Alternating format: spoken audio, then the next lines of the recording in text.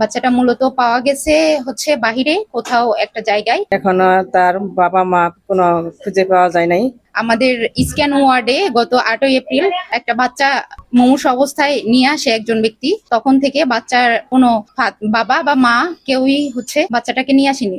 বাচ্চাটা মূলত পাওয়া গেছে হচ্ছে বাহিরে কোথাও একটা জায়গায়। তো সেইখানে বাচ্চাটাকে অনেক মুমূর্ষ অবস্থায় রেখে যায়। তো এখন বাচ্চার কন্ডিশন মোটামুটি ভালো আছে। আগে অনেক ক্রিটিক্যাল অবস্থা ছিল। আমাদের হসপিটাল কর্তৃপক্ষ এবং আমাদের ডক্টর, নার্স এবং আমাদের মেডিকেল টিম সকলের সহযোগিতায় বাচ্চা এখন অনেকটাই ভালো আছে। তো আমাদের সর্বোচ্চ চেষ্টা থাকবে বাচ্চাটা যেন সুস্থভাবে আমরা ফেরত দিতে পারি। কিন্তু বাচ্চার এখনো বাবা মা বা কেউ বাচ্চাটাকে ওরকম ভাবে নিতে আসেনি বা পাওয়া যায়নি। একটা মেয়ে বাচ্চা চিকিৎসা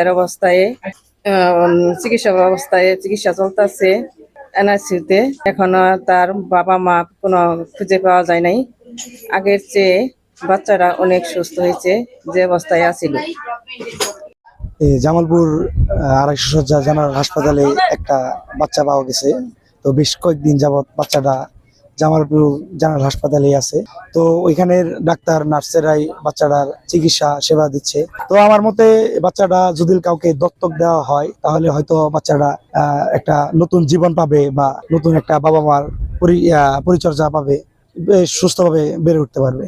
গত 8ই এপ্রিল জামালপুর শেরপুর ব্রিজের নিচ থেকে যে নবজাতকটিকে খুব সংকটাপন্ন অবস্থায় একটা লোক হাসপাতাল ভর্তি করেছে, সে এখন সিসিইউতে আছে। কিন্তু আমাদের এই সভ্য সমাজে এখনো যে এরকম একটা ঘটনা ঘটতে পারে, এই জাতীয় ঘটনাগুলো হচ্ছে মূলত সামাজিক অবক্ষয়ের, মানবতার হুমকির মতো। তো এই জাতীয় ঘটনাগুলো যাতে না ঘটে, এই জন্য সামাজিক সচেতনতা, মানবিকতা এই সবকিছুরই নিয়ে আমাদের কাজ করা উচিত। এই নবজাতকটা দেখা যাচ্ছে, আমি দেখছি খুব ফুটফুটে সুন্দর।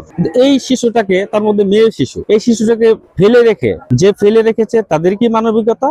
আর যারা, হ্যাঁ এটা ঠিক, মানবিকতা মারা যায় নাই, অনেকেই শিশুটাকে নিতে যাচ্ছে, ঠিক আছে, দত্তক নিতে যাচ্ছে, প্রশাসন এটাকে ভালোভাবে হ্যান্ডেল করছে, সবই ঠিক আছে। কিন্তু মানবতা হুমকির মুখে এবং হচ্ছে সামাজিক অবক্ষয় প্রকট, এটা রোধ করার জন্য আমাদের সার্বিক আন্দোলন গড়ে তুলতে হবে, সামাজিক আন্দোলন।